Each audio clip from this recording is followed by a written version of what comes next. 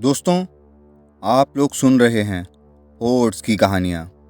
मध्य प्रदेश के भिंड जिले में एक गांव में प्रकाश नाम का व्यक्ति रहता था, जो पेशे से धोबी था। सभी उसे पप्पू बुलाते थे। पप्पू का एक लड़का और एक लड़की थी। लड़की का नाम माया था, जिसकी उम्र तकरीबन 17 साल की होगी। प्रकाश अपनी मेहनत से अपने घर की छोटी मोटी सारी ज़रूरतों को सहजता से पूरी कर लेता था। उसका परिवार खुशहाल जीवन व्यतीत कर रहा था। पप्पू की लड़की माया बेहद खूबसूरत थी। उसका अच्छा स्वभाव उसके व्यक्तित्व में चार चांद लगा देता है। माया जिस रास्ते से गुजरती है तो सभी उसे देखते रह जाते हैं, लेकिन उससे कुछ कहने की किसी में भी हिम्मत नहीं पड़ती। इसका कारण उसके कड़क मिजाज का होना था। माया और उसके घर वालों को इस बात का कोई भी अंदेशा नहीं था, और ना ही कोई आम आदमी इसकी कल्पना भी कर सकता था कि माया की खूबसूरती की कायल दूसरी दुनिया की शक्ति भी हो जाएगी। माया को बचपन से ही अपने आसपास किसी अदृश्य साय की मौजूदगी का एहसास होने लगा था। एक बार पप्पू अपने गांव के ही एक व्यक्ति के खेत पर मजदूरी कर रहा था। माया उसे दोपहर का खाना देने के लिए जा रही थी। मार्च का महीना था। तेज धूप से बचने के लिए माया अपना सर और चेहरे को अपने दुपट्टे से ढकती हुई जा रही थी। रास्ते सुनसान थे, क्योंकि गांव वाले अपने खेतों के कामों में लगे हुए थे। माया जल्दी जल्दी निर्जन और सुनसान रास्तों पर बढ़ी जा रही थी। उसी वक्त एक गर्म हवा का झोंका आया और माया को छूता हुआ निकल गया। गर्म और धूल से भरे हवा के झोंके ने माया के सर से दुपट्टा भी उड़ा दिया था। माया खुद को संभाल पाती तब तक माया के कानों के पीछे से हल्की सी आवाज आई।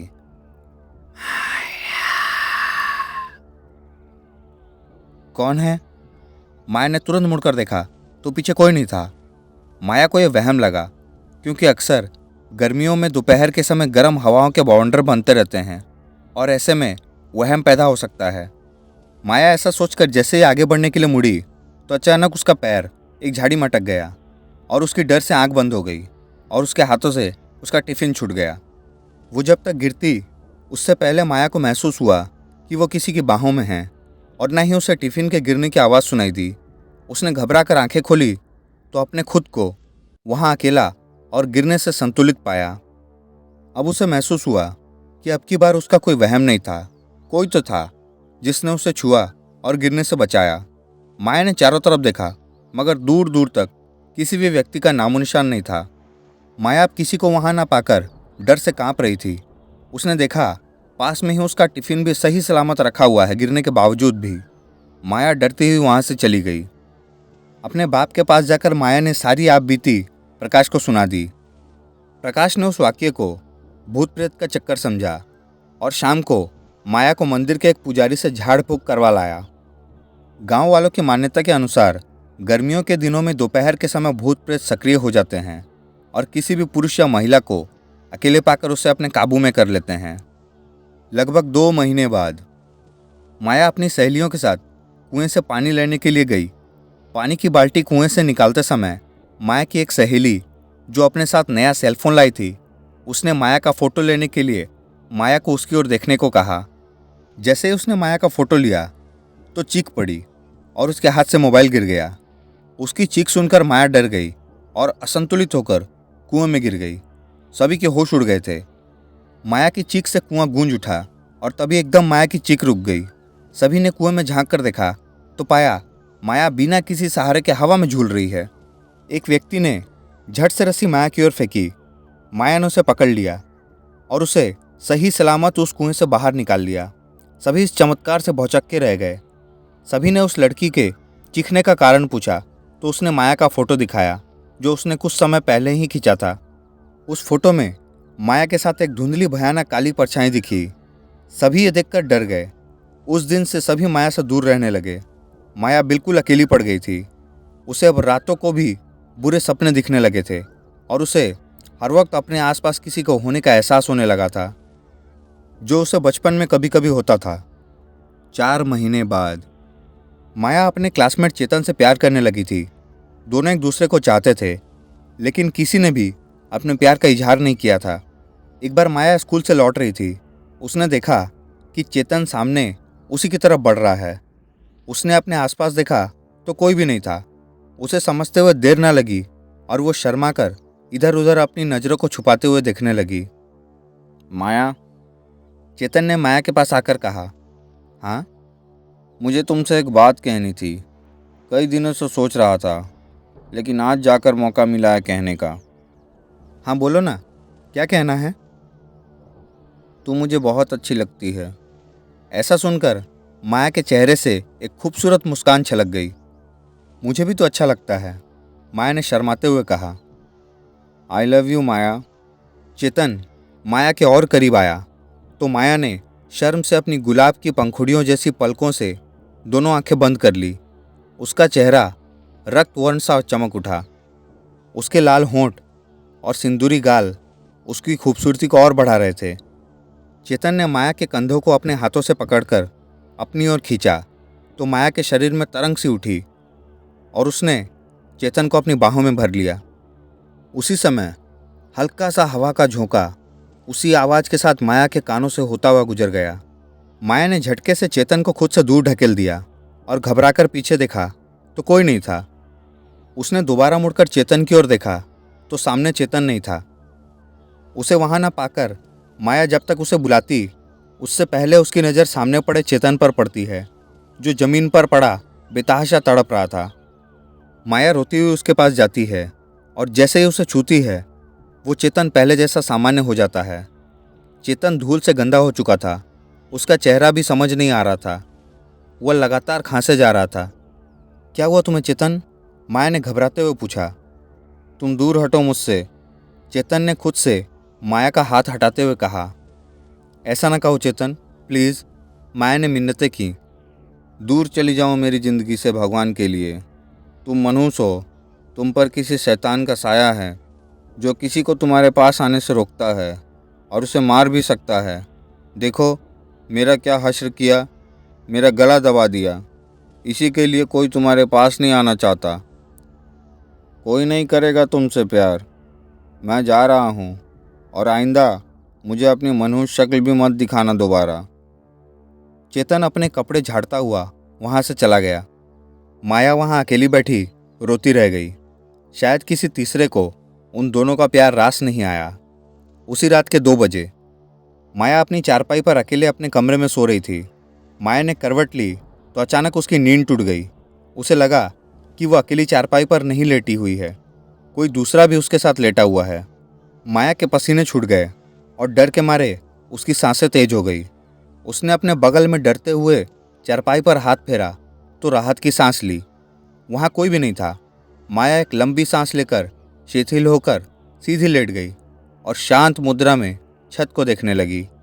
हल्की हवा से उड़ते द्वार और खिड़कियों के पर्दों की हलचल ने माया के ध्यान को अपनी ओर आकर्षित किया। इन्हीं आवाज़ों में से एक आवाज़ माया को डरा गई। ये वही आवाज़ थी जिसे वह कुछ दिनों से सुनती आ रही थी। माया का गला सूख गया था डर से, क्योंकि उसके नाम की आवाज़ें लगातार उसके कानों में गूंज रही थी। माया को ऐसा लग रहा था जैसे उससे कोई नज़दीक से आवाज़ दे रहा हो। माया का डर से बुरा हाल हो गया था। डर से उसकी हिम्मत जवाब दे रही थी।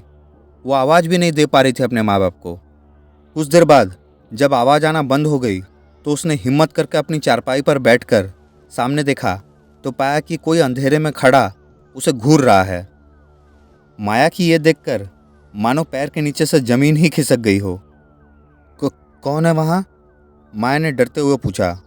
माया की आवाज़ सुनकर दूर खड़ा अनजान शख्स आहिस्ता आहिस्ता माया की ओर बढ़ा। माया की दिल की धड़कन और भी तेज हो रही थी। वह शख्स जैसे ही माया के करीब उजाले में आया तो माया उसके चेहरे को देखकर सब गम और डर भूल गई। माया जिस शख्स के रूबरू थी वह एक बेहद खूबसूरत और आकर्षित नौजवान था। मैं तुम्हारा प्यार हूँ, मेरी आंखों में देखो माया, जिसे तुम आज तक महसूस करती आई हो। मैं वही एहसास हूँ, उस शख्स ने माया के नज़दीक आते हुए कहा। माया उस शख्स की आंखों में देखे जा रही थी, जैसे मानो वह उसकी आंखों में डूब गई हो। मेरा नाम प्रेम है और तुम मेरी हो, हमेशा के लिए। हमें कोई भी एक दूसरे से जुदा नहीं कर सकता, उस शख्स ने माया को अपनी बाहों में भरते हुए कहा। माया अचेत सी उसी को देखे जा रही थी, बिना कोई ऐतराज और बिना किसी डर के। माया उस शख्स के प्रेम के आगोश में ही सो गई। उस रात के बाद से माया को घर वालों और बाहरी दुनिया से कोई भी लगाव नहीं रहा। अब वो सारा दिन प्रेम की यादों और बातों में ही खोई रहती थी। दरअसल प्रेम को इंसान नहीं बल्कि एक शैतानी जिन था जो माया से प्यार करने लगा था और उसने माया को मोहिनी विद्या द्वारा अपने वश में कर लिया था। इस बात से अनजान माया प्रेम को चाहने लगी थी। उन दिनों तेज बारिश और आंधी की वजह से गांव में बिजली कई दिनों तक काट दी जाती थी। ज़्यादातर गांव वाले गर्मी की वजह से अपने घरों की छत पर ही सोया करते थे।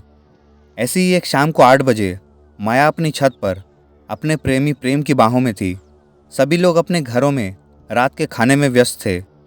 बारिश थोड़ी देर पहले ही थमी थी। हल्की शीतल वायु अपने साथ गीली मिट्टी की सौंधी महक को लिए बह रही थी। रात प्रारंभ हो चुकी थी।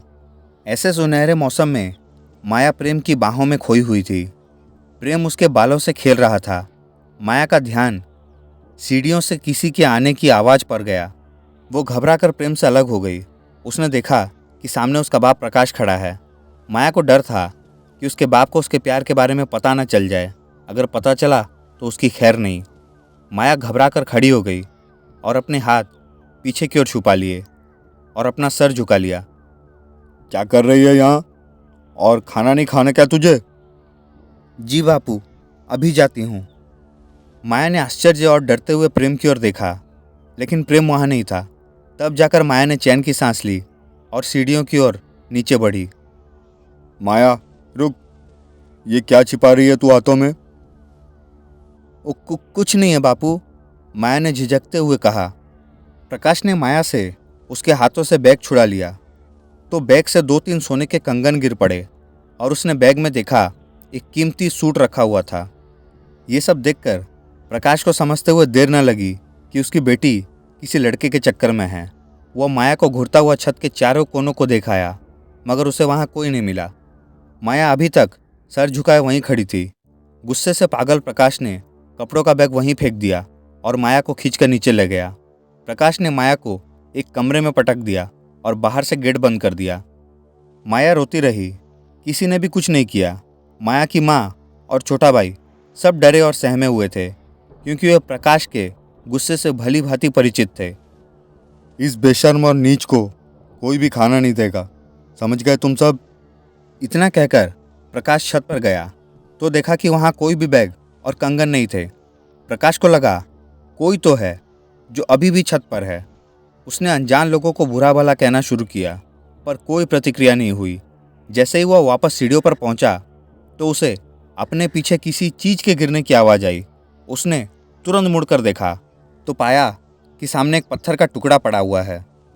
प्रकाश कुछ समझ पाता तब तक कई पत्थरों की बरसात होने लगी। प्रकाश खुद को बचाते हुए वहाँ से भाग निकला। प्रकाश अपनी पत्नी को घटित घटना के बारे में बता ही रहा था तो उसे एक कमरे से माया के खिलखिलाते हुए बात करने की आवाज़ सुनाई दी। प्रकाश ने खिड़की से झांक कर देखा तो माया खाना खाते हुए किसी से बात करते हुए हंसे जा रही थी, लेकिन सामने कोई दिखाई नहीं दे रहा था। प्रकाश के लिए आश्चर्य की बात थी कि ऐसा खाना माया के पास बंद कमरे में आया कैसे, और पास में वही सूट और कंगन रखे हुए थे जो छत से गायब थे। वास्तव में माया के सामने प्रेम बैठा हुआ था। वही लाया था माया के लिए खाना, कपड़े और कंगन। माया पूरी तरह से उस शैतानी जिन के कब्जे में थी। सुबह प्रकाश ने गांव में पंचायत बुलाई और पंचों से कहा कि उसकी लड़की को गांव के कुछ लोग परेशान करते हैं। इसके साथ ही प्रकाश ने रात की सारी घटना पंचों को सुना दी। तब पंचों ने कहा, फैसला अब माया को देखने के बाद ही होगा। प्रकाश पंचों को अपने साथ लेकर अपने घर गया। वहाँ सबने देखा कि माया अभी भी बंद कमरे में किसी से बात कर रही है। सभी माया के पास पहुँच गए, मगर माया सबसे बेखबर अपनी बातों में मशगूल थी। पंचों ने कमरे और छत का मुआयना किया तो इस बात का यकीन हो गया कि बाहर से कोई भी व्यक्ति कमरे में दाखिल नहीं हो सकता। माया की हालत देखकर एक बुजुर्ग व्यक्ति ने कहा कि तुम्हारी बेटी किसी इंसान की नहीं, किसी शैतान के वश में है। उसने सम्मोहन से इस पर काबू पा लिया है। अगर समय रहते कुछ उपाय नहीं किया गया तो वो तुम्हारी बेटी को अपने साथ दूसरी दुनिया में ले जाएगा। पप्पू, बाबा सही कह रहे हैं। तुम्हारी बेटी किसी जिन के वश में है और तुम जानते हो कि जिन किसी चीज़ को पाने के लिए किसी भी हद तक जा सकता है। अच्छा पंच जी, अगर ऐसा है तो जिन ने पत्थर क्यों बरसाए, पैसे क्यों नहीं? अगर ऐसा है हमारे आसपास कोई जिन जैसी शक्ति है तो पैसों की बरसात करके दिखाए, तब जाने हम। इतना कहते ही प्रकाश के आंगन में एक 500 रुपये का नोट उड़ता हुआ आया। सभी लोगों का आश्चर्य से मुंह खुला रह गया और देखते ही देखते पूरा आंगन 200, 500 और 2000 के नोटों से भर गया। प्रकाश ये सब देखकर पागल सा हो गया और दौड़कर नोटों को एक थैले में भरने लगा। पंचों ने प्रकाश का यह पागलपन देखकर कहा, ये क्या कर रहे हो पप्पू? इन पैसों की कीमत तुम्हें अपनी बेटी की जान देकर चुकानी पड़ेगी। वो जिन तुम्हें अपनी असीम ताकत और मौजूदगी का एहसास कराने के लिए ये सब कर रहा है। नहीं नहीं, ऐसा नहीं हो सकता। आप सबसे मेरा हाथ जोड़कर अनुरोध है, मेरे जिगर का टुकड़ा, मेरी बेटी को बचा लीजिए। मैं पैसों के लालच में अंधा हो चुका था। प्रकाश ने पंच समेत गांव वालों से गिड़गिड़ाते हुए कहा। कुछ समय बाद सभी पैसे अपने आप गायब हो गए। माया की तबीयत खराब होने लगी। वह कई तरह की आवाज़ें निकालने लगी। पंचों ने बाहर से एक मशहूर तांत्रिक को बुलाया और फिर उस तांत्रिक ने एक पूजा के लिए हवन किया। माया को हवन के सामने बैठाया गया। माया पूरी तरह से जिन के काबू में थी। हे दुष्ट आत्मा, इस बच्ची के शरीर से निकल जा, नहीं तो मैं तेरी दुर्दशा कर दूंगा। तांत्रिक ने जिन को चेतावनी देते हुए कहा। हा हा हा हा हा हा, तू मुझे डराएगा?